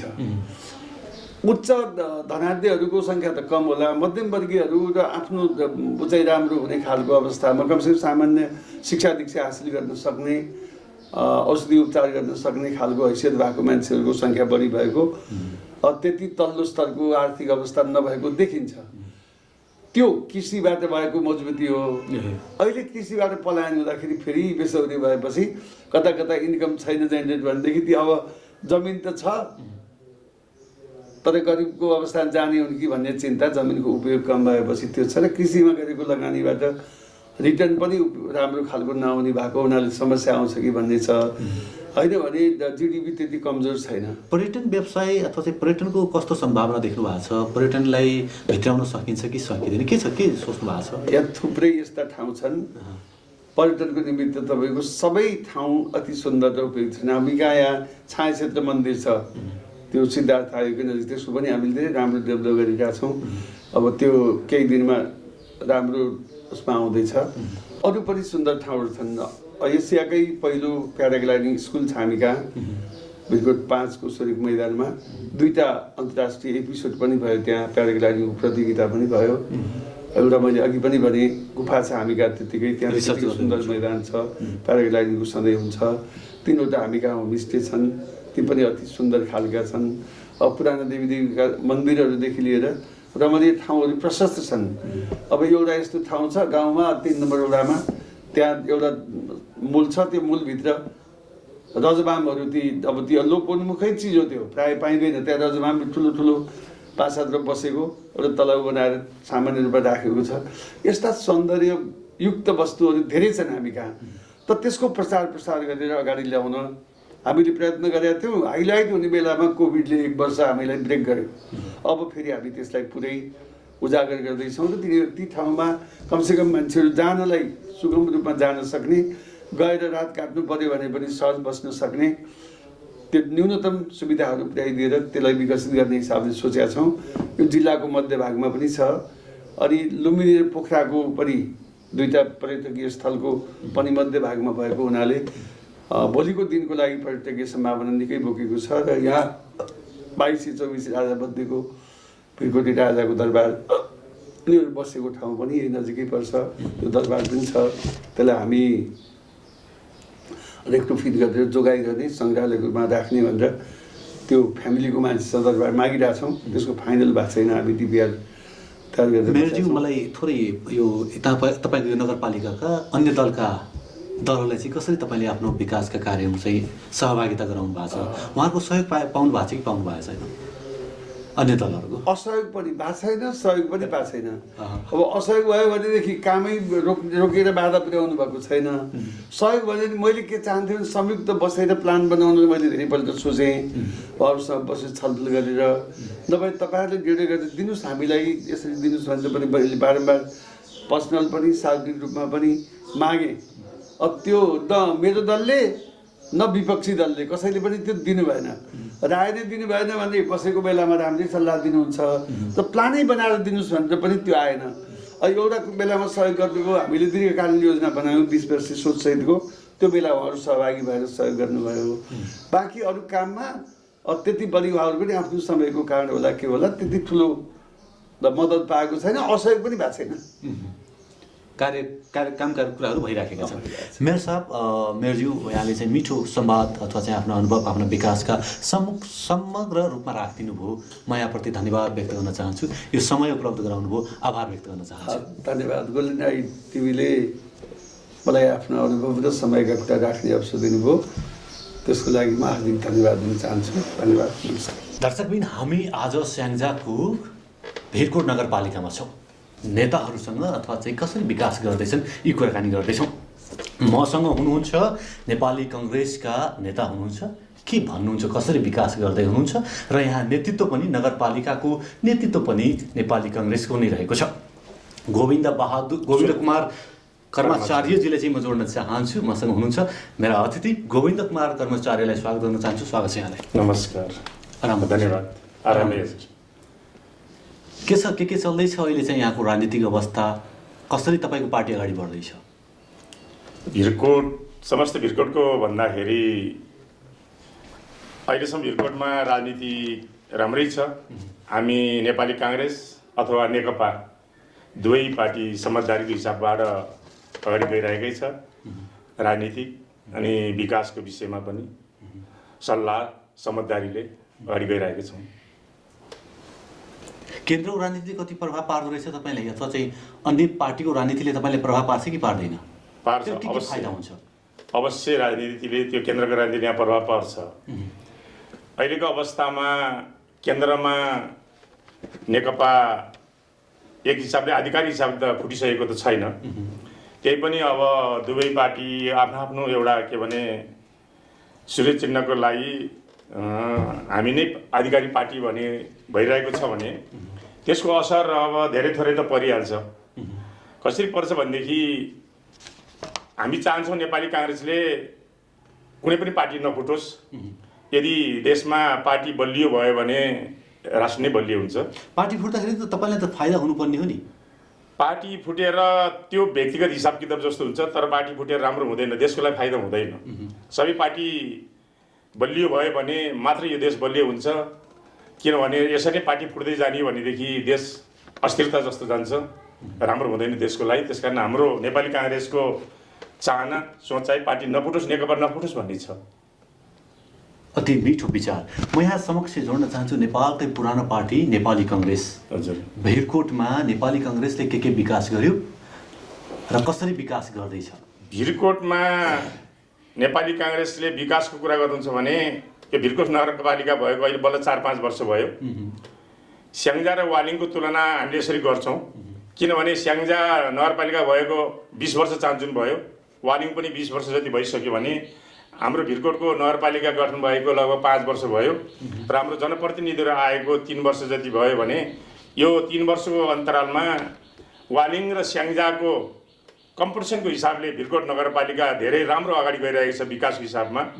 चाहे यहाँ बाटो भन्नुहोस्, चाहे खानेपानी भन्नुहोस्, चाहे अन्यत्र हरेक हिसाबमा भिरकोटको विकासको हिसाबले अन्यत्रको भन्दा धेरै राम्रो छ छोटो समयमा पनि। तर हामीले त के भने आफ्नो पार्टीको नगर प्रमुख भनेर होइन कि यहाँको विकासको हिसाबले हेर्दाखेरि हामी उहाँलाई धन्यवाद दिन चाहन्छौँ। उहाँले अहिलेसम्म काम गराएको हिसाबले पार्टी नबनिकन जुन ठाउँमा जहाँ समस्या छ, जे आवश्यकता छ त्यसलाई उहाँले काम गरिराख्नु भएको छ, पुरा गरिराख्नु भएको छ। नयाँ पार्टी किन जन्मिन्छन्? तपाईँको त पुरानो पार्टी, तपाईँलाई त्यो त अनुभव हुनुपर्ने। के त्यो भित्र हामीले अटाउन नसकेको हो, हामीले चाहिँ उहाँलाई चाहिँ साथ दिन सहयोग गर्न नसकेको हो? किन जन्मिन्छन् नयाँ पार्टी? नयाँ पार्टी जन्मनुमा त्यो स्वाभाविक कुरा हो, जन्मिन्छन्। किन एक त जुन पार्टी अब सरकारमा गएको छ यदि उसले राम्रो काम गर्न सकेन अथवा उसलाई चित्त बुझेन भने पनि नयाँ जन्मिन्छ। भने अहिले नेपालको हिसाबमा अब युवाहरू बेरोजगार प्रशस्त छन्। अब बेरोजगारी भएको कारणले पनि युवाहरू अब कता जाने, कुन पार्टीमा लागेर अब के हुन्छ भन्ने हिसाबमा युवाहरूलाई त्यो सोचाइ छ, फाइदाको लागि पनि र देशको लागि पनि। होइन, राम्रो पार्टी जन्मिन्छ भने त्यो त राम्रो हो, तर के भने मात्र एउटा स्वार्थको लागि, आफ्नो एउटा स्वार्थपनको लागि मात्रै पार्टी जन्मनु त राम्रो होइन। भिरकोट नगरपालिकाको नेपाली काङ्ग्रेसले हजुर दलित, महिला, अल्पसङ्ख्यालाई कसरी व्यवस्थापन गरेको छ र किन विगतमा गर्न सकेन? हिजो विगतमा म पनि हिजो नेपाली काङ्ग्रेसबाट गाउँ विकास समितिको अध्यक्ष थिएँ। हिजोको दिनमा बजेट न्यून थियो। हामी गाविस अध्यक्ष हुँदाखेरि पहिला 1 लाख थियो, त्यसपछि गएर तपाईँको 3 लाख भयो, जम्मा 5 लाख थियो भने अहिले बजेट पनि प्रशस्त छ। तर नगरपालिकाले अहिले दलित भन्नुहोस्, चाहे तपाईँको जनजाति भन्नुहोस्, चाहे पिछडिएको वर्गलाई भन्नुहोस्, उनीहरूलाई चाहे खानेपानीको भन्नुहोस्, अनि घरमा जसको घरमा यहाँ खरले छाएको थियो अहिले पुरै घर टिनले छाएको छ भने त्यसपछि जुन घरमा तपाईँको यो टोयलेटको समस्या थियो, टोयलेट थिएन, कच्ची टोयलेट थियो, अहिले नगरपालिकाले उनीहरूलाई टिनदेखि लिएर, सिमेन्टदेखि लिएर, प्यानदेखि लिएर हरेक घरमा अहिले टोयलेटको व्यवस्था पनि सबैमा छ। र मलाई जहाँसम्म लाग्छ नगरपालिकाले यो जाति नभनिकन, यो वर्ग नभनिकन सबैलाई समान हिसाबले काम गरिरहेको छ। हामीले हेर्दाखेरि राम्रै देखेको छौँ र अझै राम्रो होला भन्ने विश्वास छ। तपाईँको पार्टीमा महिलाहरू राजनीतिक हिसाबमा सक्रिय पनि छन्। हजुर, उहाँले चाहिँ ठाउँमा चाहिँ स्थान पाउँदैनन्। जब चाहिँ टिकट दिने सिस्टम आउँछ त्यति बेला चाहिँ पैसा दिनु पर्ने हुन्छ अथवा चाहिँ चलखेल गर्नुपर्ने हुन्छ। किन आउन सक्दैन नेपाली काङ्ग्रेसका महिलाहरू नेतृत्वमा? त्यो यस्तो हेर्नुहोस्, अब स्थानीय स्तरमा छ अथवा चाहिँ भिरकोट नगरपालिकामा कतिको नेतृत्व छ, कति वडामा कति महिलाहरूको चाहिँ सक्रियता त्यो समानुपातिक बाहेकका? भिरकोट नगरपालिकामा तपाईँको अब अहिले अब पदी हिसाबमा त जुन हिसाबले नगरपालिकामा आउनुपर्ने त्यसरी आएको छ हरेक ठाउँमा। तर अरू राजनीति हिसाबले महिलाहरूलाई अब जुन 33% महिलाको हक हितको लागि उहाँहरू जुन लडिराख्नु भएको छ। तर काङ्ग्रेसमा मलाई जहाँसम्म लाग्छ केन्द्रमा भन्दा जिल्लामा, नगरहरूमा, गाउँ विकास समितिहरूमा हरेक ठाउँमा महिलाले ठाउँ पाइरहेको छ। हामीले हरेक ठाउँमा महिलाहरूलाई सहभागी बनाएकै छौँ र चाहे क्षेत्रमा होस् चाहे नगरमा होस् कहीँ पनि महिलालाई हामीले त्यस्तो पछाडि पारेको छैनौँ। सबैलाई समान व्यवहार गरेको छौँ। उहाँहरूले पाउने अधिकार हामीले दिएकै छौँ बराबर। जस्तै उहाँहरूले पाउने जुन 33% कुरा छ त्यो हामीले नेपाली काङ्ग्रेसले पुरा गरेकै छ। किन फेरि महिलाहरू रुन्छन्, किन हामीले अधिकार पाएनौँ भन्छन्, किन उहाँहरू चाहिँ सधैँ हिंसामा पर्छन् त? हिंसाहरू सुन्नु भएको छ? भिरकोट नगरपालिकामा महिला हिंसा सुन्नु भएको छ कि सुन्नु भएको छैन? भिरकोट नगरपालिकामा पनि महिला हिंसा त अहिले अब देशभरि नै अब छ। विशेष गरी सरकारले महिला हिंसालाई त्यति अब सरकारले हेर्न नसकेको जस्तो लाग्छ। भिरकोटमा पनि अब एक दुई ठाउँमा भएको होला, नभएको मैले भन्न सक्दिनँ, भएको होला। किनभने अब महिलाहरू कतिपय कस्तो हुन्छ भने गाउँ अझै पनि महिलाहरू केही न केही अब शिक्षामा पछि नै छन् गाउँमा, जति सहरमा जस्तो हुँदैन। अघि भन्नुभयो विकास त भइसक्यो शिक्षा, अनि अब शिक्षामा पछाडि छन् त के विकास भयो? यस्तो हुन्छ हेर्नुहोस्, के हुन्छ भने अब अझै पनि हाम्रो समाज कस्तो छ भने छोरीले 8-10 क्लास पढे हुन्छ, छोराहरूले बढी पढ्नुपर्छ भन्ने मान्यता अझै पनि छ। के छ भने अब सहर बजारमा चाहिँ गाउँमा अझै पनि पुरानो मानसिकताले छोडेको छैन। त्यो कारणले गर्दाखेरि महिला अब गाउँ गाउँमा सहरमा चाहिँ अब तपाईँको +2 अनि गएर अब ब्याचलरको पढ्ने सुविधा त्यो छैन। गाउँदेखि अब टाढा पुग्नै पर्छ। त्यसैले गर्दा गाउँमा के छैन, अझै पनि छोरीहरूलाई 8-10 क्लास पढेपछि तिमीहरूले आँखा देख्यौ यदि भाइ पुग्छ भन्ने छ नि। त्यो कारणले गर्दाखेरि पनि महिलाहरू अलिकति महिला हिंसामा परेको जस्तो लाग्छ मलाई। अन्त्य कसरी गर्न सकिन्छ? नेपाली काङ्ग्रेसको अथवा चाहिँ भिरकोट नगरपालिकाका नेपाली काङ्ग्रेसका नेताहरूको यो जिम्मेवारी हो कि होइन? उहाँले अन्त्य गर्नका लागि केही पहल गर्नुपर्छ कि पर्दैन, कि चुनाव लड्ने पार्टीलाई मात्र हेर्ने हो, के हो खास जिम्मेवारी? होइन, यो अवश्य पनि यो नेपाली काङ्ग्रेस मात्र होइन, हरेक पार्टीले यसको लागि समाधान गर्नै पर्छ र नेपाली काङ्ग्रेसले यसको लागि चाहेको पनि छ। सबै महिला शिक्षित हुन्, सबैले बराबर आफ्नो अधिकार पाउनै पर्छ भन्ने काङ्ग्रेसको मान्यता छ। त्यसैले काङ्ग्रेसले यो विषयमा कहिले पनि पछि पर्दैन। सबैलाई अब शिक्षामा अगाडि लैजानलाई काङ्ग्रेसको जोड छ। भोलि गएर काङ्ग्रेसको सरकार भयो भने यसलाई अझै योभन्दा अगाडि बढाउनु छ भन्ने मलाई लाग्छ। भिरकोट व्यवसायहरूलाई चाहिँ नगरपालिकाभित्र बस्ने व्यवसायहरूलाई चाहिँ विभिन्न समस्या पर्यो अहिले यो कोभिडले गर्दाखेरि। हजुर, नेपाली काङ्ग्रेसले कसरी सहयोग गर्यो त्यसलाई, अथवा चाहिँ कसरी हेऱ्यो, कस्तो भूमिका रह्यो तपाईँको पार्टीको, तपाईँको? भिरकोट नगरपालिका मात्रै नभएर देशमा नै अहिले व्यापारीलाई यो कोभिड-19ले गर्दाखेरि निकै ठुलो मारमा परेको छ र हामीले सरकारसँग अथवा हाम्रो पार्टीसँग हामीले के अनुरोध गरेको छौँ भने व्यापारीलाई, जुन व्यापारीले ब्याङ्कबाट जुन लोन ल्याएको छ त्यो लोनमा केही अब व्यापारीलाई हेर्नुपर्छ, ब्याजमा केही हेर्नुपर्छ भन्ने काङ्ग्रेसको माग छ र काङ्ग्रेससँग मात्रै नभएर काङ्ग्रेसको सरकारसँग पनि यो विनम्र हाम्रो अनुरोध छ। अहिले तपाईँको चाहे व्यापारीमा होस्, चाहे तपाईँको यातायातमा होस्, चाहे तपाईँको यो होटल लाइनमा होस्, हरेक ठाउँमा यसले निकै अब मर्का परेको छ। त्यस कारण यो मर्का परेको हुँदाखेरि ब्याङ्कदेखि अब कसरी हुन्छ सरकारले यसलाई अब मैले सुन्नमा अहिले आइरहेको छ सरकारले गाडीवालालाई फेरि गाडी किन्नलाई निर्ब्याजे 5 वर्षसम्म फेरि निःशुल्क ब्याज दिँदैछ भन्ने पनि सुन्नमा आएको छ। त्यो राम्रो हो र त्यसको लागि हामीले निकै कोसिस गरेको, भिरकोटमा पनि हामीले कोसिस गरेको हो, कोसिस भइरहेको छ र यहाँ यो कोभिड-19ले गर्दाखेरि व्यापारीहरू जस ठुलो परेको छ। धेरै पुरानो पार्टी सत्तामा धेरैचोटि बस्यो पनि, सत्ता पनि सञ्चालन गर्यो स्थानीय सरकारमा, तथै भिरकोट नगरपालिकामा पनि नेतृत्व नेपाली काङ्ग्रेसकै छ। हजुर, प्रतिपक्षहरूलाई चाहिँ कसरी सहभागी गराउनुहुन्छ तपाईँको पार्टीले र तपाईँको नेतृत्वले कसरी सहभागी गराउँछ? कि एकतान्त्रिक हिसाबमा चाहिँ सत्ता हामीले पहिला पनि चलाएको पेलेरै लान्छ, के छ खास कुरा? त्यस्तो छैन। भिरकोट नगरपालिकामा कुनै पनि कार्यक्रम हुँदाखेरि हामीले प्रतिपक्षलाई पनि बोलाउने चलन छ, सबैलाई सहभागी बनाइएको छ। हरेक कार्यक्रममा बोलाउँदाखेरि उहाँहरूलाई आफ्नो धारणा राख्न दिएको छ। उहाँका सुझाव सल्लाहलाई तपाईँले ग्रहण गर्नुहुन्छ कि गर्नुहुन्न, अथवा चाहिँ यहाँको नेतृत्वले ग्रहण गर्छ? अवश्य त्यसलाई ग्रहण गरेको छ र सबैलाई मैले अघि नै भनिसकेँ, सबैलाई बोल्न आफ्नो अधिकार के छ, आफ्नो विचार भनेर नगरपालिकाले राखेको छ, बोल्न दिएको छ। त्यसैले सबैलाई समान व्यवहार गरेको छ। गोविन्दजी, यहाँले मिठा कुरा राखिदिनु भयो, आफ्ना विचार राखिदिनु भयो, अभिव्यक्ति राखिदिनु भयो। यहाँप्रति आभार व्यक्त गर्न चाहन्छु, धन्यवाद व्यक्त गर्न चाहन्छु। यहाँलाई पनि मेरो तर्फबाट धेरै धेरै धन्यवाद छ र मेरो कुरालाई जनताको सामने पुर्याइदिने जुन यहाँको टेलिभिजनबाट जुन जनतामा पुर्याउने जुन मलाई मौका दिनुभयो, यसको लागि यहाँलाई धेरै धेरै धन्यवाद छ। नमस्कार। दर्शकबिन, तपाईँ हेर्दै हुनुहुन्छ गोल्डेन टेलिभिजनको कार्यक्रम म फसल राजनीतिक विशेष हेर्दै हुनुहुन्छ। म भने छोटो व्यापारिक विश्राममा जान चाहन्छु, त्यसपश्चात पुनः उपस्थित हुने नै छु, प्रत्यक्ष गर्नुहोला। पोखराको मुटु सिर्जना चोकमा अत्याधुनिक पर्वत शर्मा अटो वर्कशप तथा कार वाशमा तपाईँ सबैलाई स्वागत गर्न चाहन्छौँ। हाम्रा सेवाहरू टायर रिपेयरिङ नयाँ तथा पुरानो उपलब्ध छ, बाइक तथा स्कुटर सर्भिसिङ, कार वाशका साथै रफिङ र पोलिसिङ पनि गरिन्छ। अनुभवी मिस्त्रीद्वारा सर्भिसिङ तथा सफाई गरिन्छ। मोबिल तथा पार्ट्सहरू सुपथ मूल्यमा पाइन्छ। सम्पर्क ठेगाना पर्वत शर्मा अटो वर्कशप तथा कार वाश, सिर्जना चोक, पोखरा। 40 साइकलको ठिक अगाडि। सम्पर्क नम्बर भुवनन्द बस्याल 9806 13506, मधुसूदन बस्याल 9806 70481, बालकृष्ण बस्याल 9851 81437। कृपया एक पटक सेवा गर्ने मौका दिनुहोस्। CG Brows and Nails Training Institute, Chibledunga, Pokhara, opposite to Vishal Bazaar. Our services: nail extension and refill remove, eyelash extension, eyelash lifting, microblading, manicure pedicure, full body waxing, bikini wax, makeup, facial treatment, hair care, hair color, haircut and more.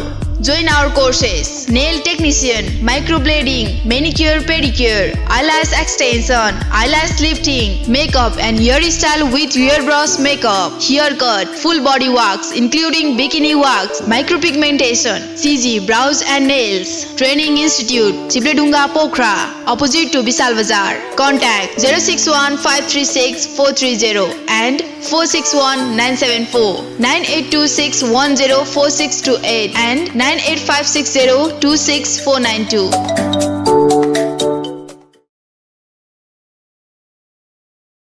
Arogyadham homoeopathic हस्पिटलमा निको भएका रोग र समस्याहरू, एक हर नचल्ने, मुख बाङ्गो हुने, बोल्न नसक्ने, बात, हाड जोड्ने, नसाका रोगहरू, युरिक एसिड, हड्डी खिएको, नसा च्यापिएको, ढाड दुख्ने, पायल्स, दिशा गर्न गाह्रो हुने, दिशा गर्दा रगत आउने, मासु पलाएको, फिसर, फिस्टुला, पिनास तथा नाकको एलर्जी, रुगा लागिरहने, दम बढ्ने, हाच्छु आउने, दम रोग, खोकी लागिरहने, कपाल झर्न तुरुन्तै रोक्ने, उमार्ने, लामो बनाउने, छालाका हरेक समस्याहरू, डन्डीफोर, चिलाउने, कालो पोतो आदि, महिनावारी गडबडी तथा स्त्री रोगहरू, टन्सिल, हात खुट्टामा आउने मुसा, पेटका नयाँ तथा पुरानो रोगहरू, ग्यास्ट्रिक, अल्सर, कब्जियत, भोग नलाग्ने, पेट पोल्ने, फुल्ने, अमिलो पानी आउने, मृगौलामा पत्थरी पर्ने जस्ता समस्याहरू आदि, उच्च रक्तचाप, सुगर र थाइरोइड जस्ता समस्या भएमा तुरन्तै सम्पर्क गर्नुहोला। सम्पर्क आरोग्यधाम होमियोप्याथिक हस्पिटल प्राली तथा आरोग्य होमियो फार्मेसी, पोखरा 10 इन्द्रचोक, पोखरा रङ्गशाला नजिकै 24 घण्टा सेवा भइरहने जानकारी गराउँदछौँ।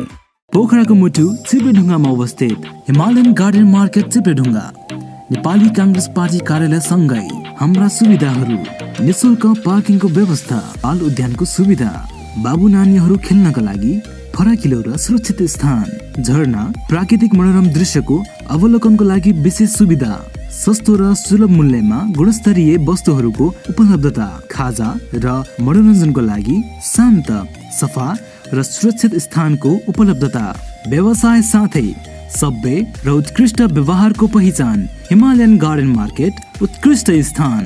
सीमित सटरहरू मात्र बाँकी रहेकाले इच्छुकहरूले तुरन्तै सम्पर्क गर्नुहोला। सम्पर्क Himalayan garden market, Chipledhunga 4, Pokhara, Kaski. Mobile number 98 460 32 154। विगत 12 वर्षदेखि अन्नपूर्ण सुपरमार्केटभित्र रहेको DS hanger and dummy house अब नयाँ उत्साह सहित पन्थीगल्ली सर्वेश्वर मार्ग पन्थीरेरिया गाडीको घर एक तला माथि सुरु गरिएको जानकारी सम्पूर्ण ग्राहक वर्गमा गराउँदछौँ। हामी कहाँ ह्याङ्गर, च्यानल डमी, ब्राकेट, लुगा stand dummy, full dummy, half dummy, baby ladies पाइनुका साथै सम्पूर्ण पसल डेकोरेसनका सामानहरू पाइन्छ। साथै नयाँ पुराना पसल डेकोरेसन गर्नु परेमा हामीलाई सम्झिनुहोस्। फिटिङ सम्बन्धी काम हामीबाटै हुन्छ। सम्पर्क DS hanger and dummy house, Sarveshwar Marg Panthigalli Pokhara. Phone number 061 530 496, mobile number 98 560 29 842, 98 462 0 30 80। Proprietor Deepak Prasad Sharma. Hello students, are you planning for abroad study for your bright future? No need to worry about it. We provide you the best IELTS, TOEFL, PT course for fulfill your dream to study in Australia, America, Canada, Europe or Japan. The best and counseling service about your choice of the study with any destination of the world. Visit us at our office, Genius Education and Multi-Service Prali, New Road, Darbar Marga, Pokhara. Contact us 061 530 711, mobile 98460 44555.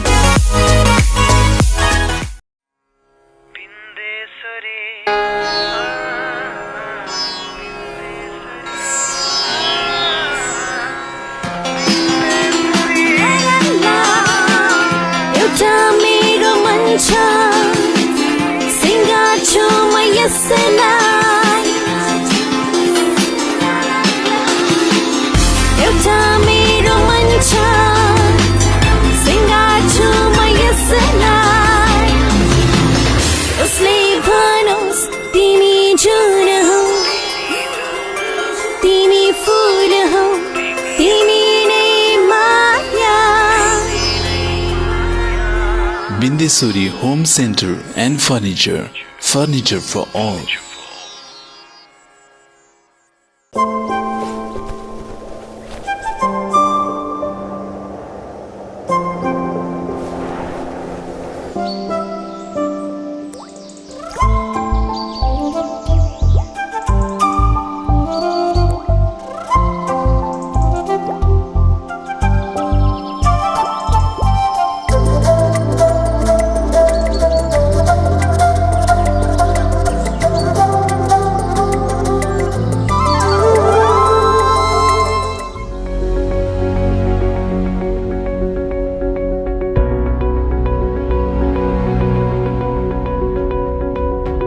Experience of the purity of nature.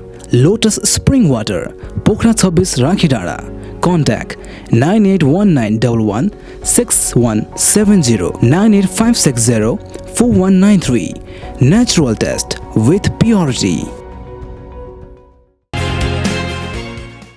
Bhirkot नगरपालिकाका नेताज्यूसँगको कुराकानी जोड्न चाहन्छु। मसँग हुनुहुन्छ नेकपाका जिल्ला सदस्य हुनुहुन्छ अथवा जिल्ला स्तरका नेता हुनुहुन्छ। म उहाँसँगको कुराकानी जोड्न चाहन्छु। ओली पक्षको हुनुहुन्छ, उहाँले के भन्नुहुन्छ, अबको राजनीति कसरी अगाडि बढ्छ। म स्वागत गर्न चाहन्छु हर्क बहादुर गुरुङज्यूलाई। स्वागत छ। धन्यवाद। राम्रो हुनुहुन्छ। के चल्दैछ अहिले पार्टीको गतिविधिहरू? स्थानीयमा त हाम्रो चाहिँ नि लगभग 75% चाहिँ नै ओली पक्ष नै छौँ। यहाँ केही थोरै मात्र चाहिँ नि नगर्ने रूपमा अर्को पक्ष हुनुहुन्छ। के चाहन्छ स्थानीय रूपमा अथवा तपाईँले के दिन चाहँदै हुनुहुन्छ कार्यकर्तालाई चाहिँ ओली पक्ष भएर कसरी? हामी के चाहन्छौँ भने यी देशमा एउटा स्थिर सरकार होस्, अमन चैन होस्, शान्ति सुरक्षा अमन चैन होस् भन्ने चाहन्छौँ हामी। अन्य पार्टीले पनि त्यही चाहत हो होइन? त्यो हाम्रो उद्देश्य नै त्यही हो। हामीले भोट चाहिँ जनतासँग मागेको नै त्यही हो, स्थिर सरकारको लागि नै मागेको हो। मानेका छन् यहाँका जनताले मानेका छन्। कार्यकर्ता मात्र 70% हो तपाईँको? होइन, जनता पनि पुरा जनता 75% भन्दा ओभर चाहिँ नि ओली के अरे ओलीको कार्यलाई राम्रो मानेको छ। चुनावी प्रक्रिया पनि राम्रो हुन्छ? राम्रो हुन्छ। विकासका गतिहरू के भइराखेका छन्? के गर्दै हुनुहुन्छ? होइन, यहाँ स्थानीय लेभलमा त तपाईँको नेपाली काङ्ग्रेसको चाहिँ नि सरकार भएको हुँदाखेरि हामीले चाहिँ नि जे जति यो संसद विकास कोषबाट र यो मन्त्री स्तरीय कोषहरूबाट हामीले चाहिँ नि गर्नुपर्ने कामहरू त गरिराखेका छौँ। एकदम यो भिडकोटमा चाहिँ नि गर्नुपर्ने विकास निर्माणको कामहरू हामी चाहिँ नि धेरै अगाडि बढेर नेपाली काङ्ग्रेसको स्थानीय स्तरमा राम्रो छ अथवा चाहिँ उहाँको नेतृत्व छ सहयोगको भूमिका रहन्छ होला नि तपाईँ? रहन्छ त्यसमा त हामी आपसी समझदारी नै को साथमा चलेको छ। कस्तो सहयोग गर्नुभएको छ? सहयोगको भन्नाले हामी विकास निर्माणको विषयमा चाहिँ नि हामी आपसमा चाहिँ नि छलफल गरेरै गएको छ। के विकास भएका छन्? बाटाघाटा बाटाघाटा त तपाईँको चाहिँ नि भिरकोटभरिमा 90% भन्दा बढी चाहिँ नि ग्रामीण सडकहरू बनिसकेको छ। अब त्यसलाई चाहिँ नि ग्राभलिङ र पिच गर्ने मात्रै बाँकी छ। यो बाटोहरू स्तर उन्नत पनि भइसकेको छ लगभग। त्यस कारणले बाटोघाटो कृषि अन्य सबै कुराहरूमा चाहिँ नि धेरै तीव्र गतिले चाहिँ विकास भइरहेको छ। त्यसमा नेपाली काङ्ग्रेसलाई यो चाहिँ क्रेडिट त दिनु पर्यो नि। यो चाहिँ होइन नेपाली कारण 50-50 दिन्छ नि यहाँ। तपाईँले मान्नुहुन्छ सरकार पक्ष केन्द्रीय सरकारलाई पनि दिन्छ, अब प्रदेश सरकार पनि। मैले भन्नु खोजेको के हो भने यो विकासको जो जिम्मेवारी छ, जो विकास गर्यो यो चाहिँ नेपाली काङ्ग्रेसको नेतृत्वले गर्दा हो भन्ने स्वीकार्नु होइन? हाम्रो उपस्थिति पनि छ, जनताको तहमा हाम्रो उपस्थिति पनि छ त्यसमा, विकास निर्माणको उसमा। पार्टीका मान्छेहरू कसरी सहभागी हुन्छन् अथवा चाहिँ यो विभिन्न कुराहरू आउँछ कमिसनमा मात्र चाहिँ पार्टीका कार्यकर्ताहरू चाहिँ सक्रिय हुन्छन् विकासमा? जबसम्म कमिसनको कुरा मिल्दैन तबसम्म चाहिँ अन्य नेतृत्वलाई चाहिँ सहयोग गर्ने अरू ठाउँमा भयो होला त्यो विषयमा हाम्रो स्वीकार्नुहुन्छ? यो भिरकोटमा त्यस्तो छैन। भिरकोटमा त्यस्तो छैन अथवा चाहिँ भिरकोट नगरपालिकामा त्यो कमिसनको चाहिँ खेलमा हामी चाहिँ छैन। हामी विशुद्ध रूपले चाहिँ जनताको सेवा गर्ने हो, जनताको विकास गर्ने हो, गाउँघरको विकास गर्ने हो, यो ठाउँको विकास गर्ने हो। तर हामी त्यो कमिसनको खेलमा हामी लाग्दैन। विकास भने के हुन्छ? विकास त सबभन्दा जनताको चेतनाको स्तर बढाउनु पर्यो, जनताको चाहिँ जीवन स्तर बढाउनु पर्यो, जनतालाई चाहिँ आधारभूत आवश्यकताहरू पुरा गरिदिनु पर्यो, त्यही हो विकास। आधारभूत आवश्यकता भनेको तपाईँको बाटोघाटो गर्नु पर्यो, कृषि सम्बन्धी चाहिँ मलहरू व्यवस्थापन गरिदिनु पर्यो, अनि शिक्षा स्वास्थ्यहरू चाहिँ पुरो गरिदिनु पर्यो, विद्यालयमा चाहिँ पाठ्य पुस्तकहरू चाहिँ बेलायमा पुऱ्याइदिनु पर्यो र विद्यालयको स्तरलाई उन्नत गर्नु पर्यो। त्यही हो आधारभूत आवश्यकता भनेको। स्वास्थ्य सम्बन्धी चाहिँ आधारभूत आवश्यकताहरू भित्र पर्दछ। कस्तो अवस्था छ यहाँको? शैक्षिक अवस्था कस्तो छ? यहाँका युवाहरू विदेश जाँदैछन् कि सर्टिफिकेट मात्र लिएर अथवा के छ, के अवस्था? समग्रमा तपाईँको यो भिरकोटमा तपाईँको धेरै केन्द्र स्तरमा सचिव लेभलका चाहिँ के अरे प्रबुद्ध वर्गहरू पनि हुनुहुन्छ। शैक्षिक क्षेत्रमा धेरै अगाडि छ यो भिरकोट, प्रगति गरेको छ भन्ने गरिन्छ नि। स्याङ्जा जिल्लाको अथवा चाहिँ 75-77वटामा चाहिँ 65 धेरै यही ठाउँमा पर्छ, भिरकोटमै पर्छ। धेरै मात्रामा तपाईँको तल्लो लेभलका यो तल्लो भन्नाले यो भूमण्डलको यो तल्लो उसमा चाहिँ नि धेरै उच्च स्तरका चाहिँ नि पढाइ लेखेका मान्छेहरू मतलब उत्पादन गरेको क्षेत्र हो। राजनीतिमा चाहिँ के छ अवस्था? राजनीतिमा पनि केन्द्र स्तरमा चाहिँ पुगेका छन्? यहाँका महिलाहरू केन्द्रीय स्तरमा पुर्याउनु भएको छ? केन्द्रीय स्तरमा नेतृत्व गरेको त महिलाहरू त पुग्नु भएको छैन यहाँको। किन पुग्नु होइन? महिलाहरू चाहिँ नि यो स्थानीय लेभलमा त सहभागी हुनुहुन्छ। त्यो त एउटा संरचनाले दिनुपर्ने पनि भयो होइन? फ्रिडम अथवा चाहिँ स्वतन्त्र रूपले चाहिँ प्रत्यक्ष लडेर जाने त्यस्तो अहिलेसम्म यस्तो हुनुहुन्न। यहाँ जिल्ला स्तरको सम्म हुनुहुन्छ, केन्द्र स्तरमा चाहिँ महिलाको चाहिँ राजनीतिमा पहुँच भएको हुनुहुन्न। त्यो जिम्मेवारी हो कि होइन? पार्टीको जिम्मेवारी हो। अनि किन हामी अब त्यो प्रोत्साहन गर्दैछौँ, खोज्दैछौँ, त्यस्तो खालको चाहिने कार्यकर्ता हामी तयार बनाउँदैछौँ। कहिलेसम्म खोजिराख्नुहुन्छ? होइन, अब भइसकेछ, तयार भइसकेछ। हामीले विद्यालय स्तरमै चाहिँ त्यो उत्पादन गरिराखेको छौँ। पार्टीको पछिमा त लाग्ने र अथवा चाहिँ पार्टीका नारा मात्र उठाउने, त्यसपछि चाहिँ जब सत्तामा पुगिन्छ, जब चाहिँ माननीय अथवा चाहिँ अधिकार दिने ठाउँमा चाहिँ महिलालाई चाहिँ पछाडि किन पारिन्छ?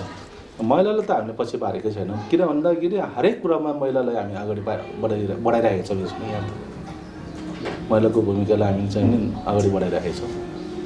तपाईँको चाहिँ सबै कुरा व्यवस्थापन गर्ने त राजनीतिले हो।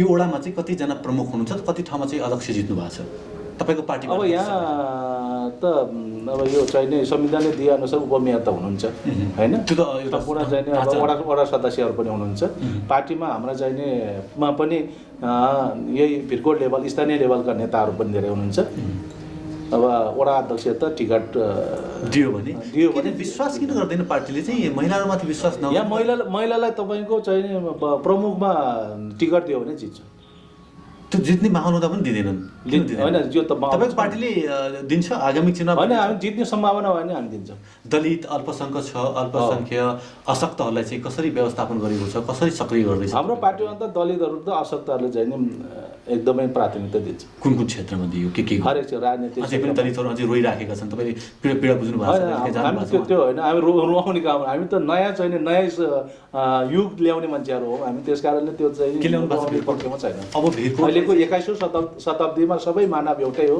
यस्तो अब यहाँ चेतनाको चाहिँ हामी बढाउँदैछौँ यो दलितदेखि लिएर सम्पूर्ण चाहिँ नि यो पिछडिएका जनतालाई हामीले अगाडि बढाउँदैछौँ भिरकोटलाई राजनीतिक केन्द्रमा चाहिँ भिरकोटलाई कसरी चिनाउन चाहनुहुन्छ अझै राजनीतिक एउटा चाहिँ यो भिरकोटबाट जन्मिएको मान्छे त यो ठाउँबाट यस्ता मान्छेहरू होइन कर्मचारी क्षेत्रमा त एउटा तपाईँको बाहुल्यता छ देशभरि राजनीतिक क्षेत्रमा चाहिँ किन होइन राजनीतिक क्षेत्रमा पनि हामी चाहिँ नि हाम्रा केन्द्र स्तरका लेभलका नेताहरू हुनुहुन्छ यो नेपाली काङ्ग्रेसमा र हाम्रो चाहिँ नि अहिले नेपाल कम्युनिस्ट पार्टी नेकपामा त अब जिल्ला स्तरको र प्रदेश स्तरीय हुनुहुन्छ होइन बिस्तारै बिस्तारै अब हामी केन्द्र स्तरमा पनि हाम्रो यसको पहुँच हामी पुऱ्याउँछौँ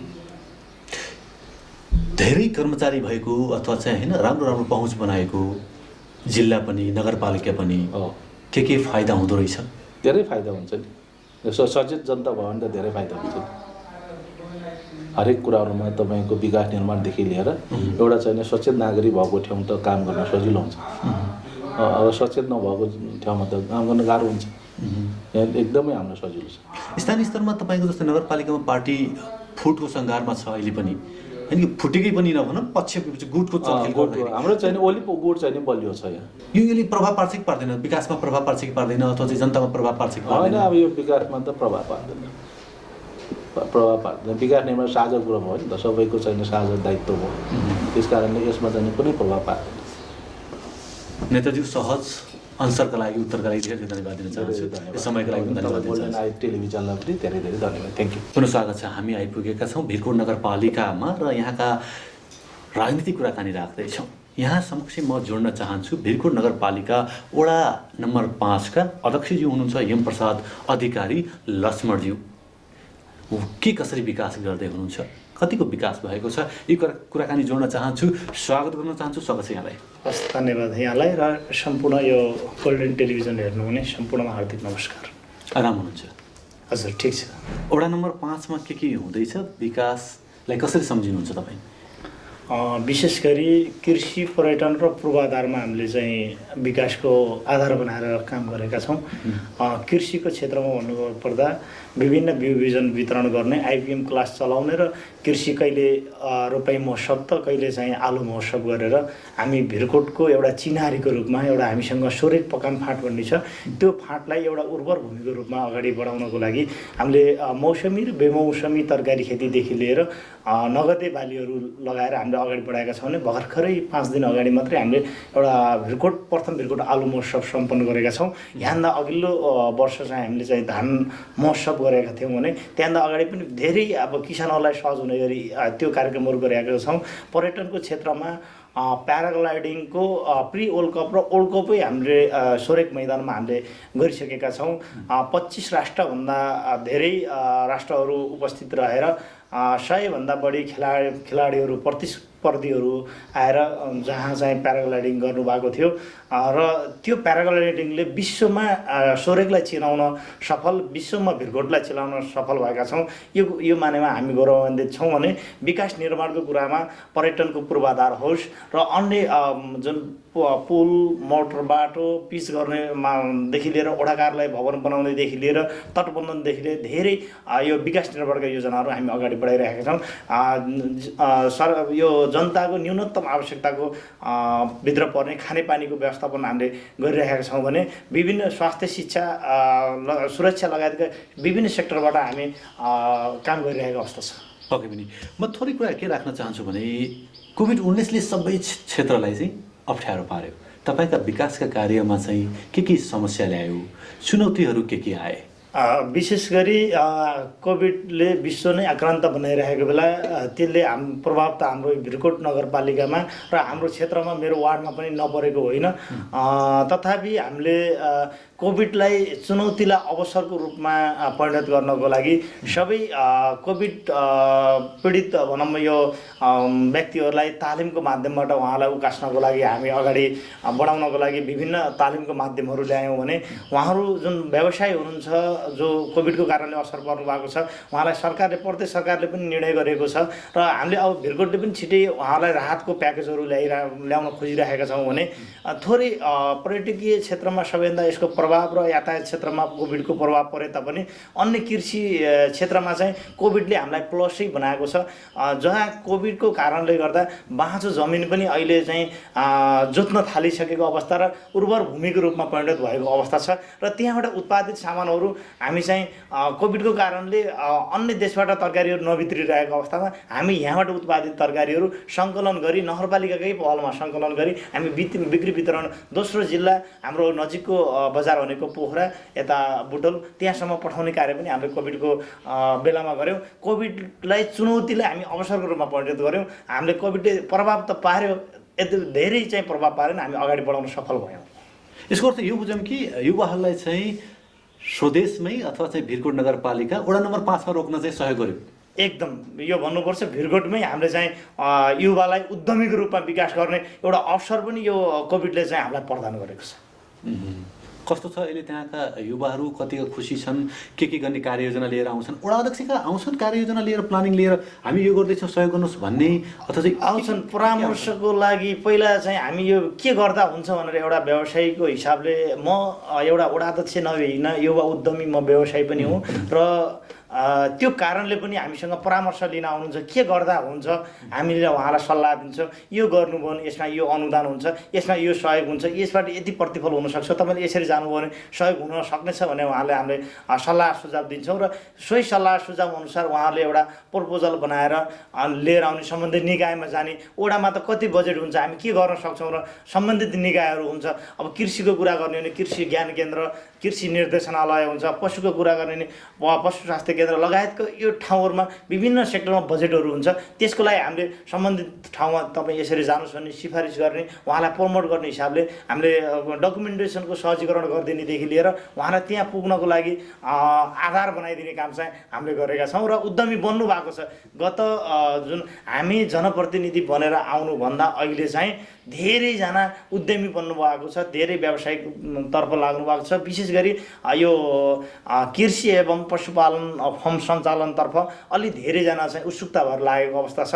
राज्यले पनि सहयोग गरेको, स्थानीय तहले पनि सहयोग गरेको कारणले पनि र यो कोभिड लगायतका सबै कारणले देशमै केही गर्नुपर्छ है भन्ने युवाहरूको अहिले आवाज उठेको कारणले गर्दा पनि अहिले उहाँहरू चाहिँ उत्साहित बनेर उद्यमी बन्न खोज्नु भएको छ। जनचेतना स्तर अहिले चाहिँ फराकिलो भएको अवस्था पनि छ। एकदम। म थोरै कुरा के जोड्न चाहन्छु अथवा राख्न चाहन्छु भने 5 नम्बर वडालाई तपाईँको कार्यकालमै हजुर नमुना वडा कसरी बनाउन सकिन्छ, के सहयोग चाहिन्छ होला, कसको सहयोग भयो भने तपाईँलाई चाहिँ नमुनै बनाउनुहुन्छ कि यो वडा चाहिँ विकास भएको हो है उहाँको पाला? धन्यवाद यहाँलाई। विशेष गरी साँच्चीकै एउटा देशकै एउटा नमुना वडा बनाउँछु भनेर म एउटा सानै उमेरमा भनौँ, मभन्दा अझै सानो उमेरका पनि वडा अध्यक्षज्यूहरू हुनुहुन्छ होला।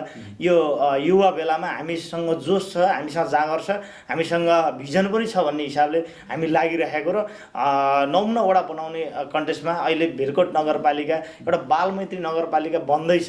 बालमैत्री नगरपालिका बन्दै गर्दा, बालमैत्री सूचकहरू बन्दै गर्दा विकास निर्माणको सूचकमध्ये 262 सूचक त तपाईँको त्यो बालमैत्री नगर बन्दै गर्दा त्यो सूचकहरू पनि पुरा हुने र अन्य कुरा सामाजिक क्षेत्रमा होस्, तपाईँको स्वास्थ्य क्षेत्रमा होस्, तपाईँको शिक्षा क्षेत्र, हरेक क्षेत्रमा रहेर हामी काम अगाडि बढाएका छौँ। विशेष गरी पर्यटन र कृषिलाई आधार मानेर भिरकोट नगरपालिका वार्ड नम्बर 5 लाई देशकै एउटा नमुना वार्ड बनाउन सकिन्छ भन्ने हिसाबले हामीले लागेका छौँ। विशेष गरी हामीसँग ऐतिहासिक जुन पर्यटकीय स्थल र जुन हामीसँग धार्मिक पर्यटकीय स्थलहरू पनि छन्, सूर्य कालिका भैरव मन्दिर, त्यो ठाउँलाई चिनारीको रूपमा अगाडि बढाउने, सोरेक मैदानमा दैनिक हजारौँ पर्यटकहरू ल्याएर त्यो ठाउँको डेभलप गर्न सक्यौँ भने र जुन पकान फाँटमा रहेको उर्वर भूमि र यसलाई चाहिँ तपाईँको कृषिको एउटा पकेट उत्पादन बिउ उत्पादन क्षेत्रको रूपमा अगाडि बढाउन सक्यौँ र बिचको मध्य भाग छ जो हामीसँग सुन्तलाको प्रचुर सम्भावना रहेको क्षेत्र त्यसलाई सुन्तला पकेट क्षेत्रकै रूपमा अहिले हामीले पकेट क्षेत्रको रूपमा अगाडि बढाइरहेका छौँ। यो सबै कृषि र पर्यटनलाई सँगै जोडेर यसलाई उद्यमतर्फ हामीले लान सक्यौँ भने नमुना वार्ड बन्छ। त्यसको भिजन हाम्रो अब म त एउटा निर्वाचित वडा अध्यक्ष म चुनाव मैदानमा जाँदै गर्दा चुनावमा मैले 82वटा जुन मेरो घोषणापत्रमा 82वटा बुदा लिएर गएको थिएँ। मैले यो क्षेत्रमा यसरी काम गर्नेछु भनेर म आज 3.5 वर्ष भयो निर्वाचित भएर आएको। 3.5 वर्षभित्र 82वटै बुदा मैले पास गरेर मैले जुन बोलेको कुरा प्रतिबद्धता मैले पुरा गरेको छु।